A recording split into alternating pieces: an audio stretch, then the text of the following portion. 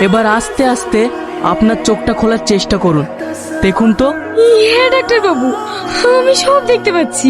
মা, আজকে আমার বোন দেখতেছে। আমার আজকে খুব আনন্দ হয়েছে। মা, টনি কই? এই তো আমি।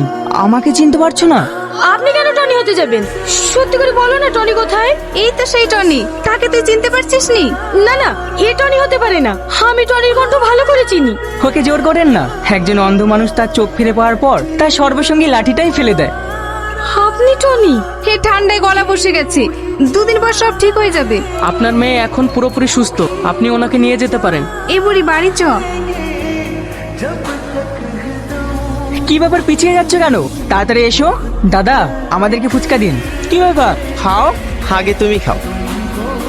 আচ্ছা, তুমি সবসময় আমাকে প্রথমে খাওয়াও। তুমি প্রথমে খেয়েও তো আমাকে খাওয়াতে পারো, তুমি সেটা করো না কেন? আরে পাগলি, তুমি যখন খাও না, তোমার মুখের দিকে তাকিয়ে আমার মন ভরে যায়।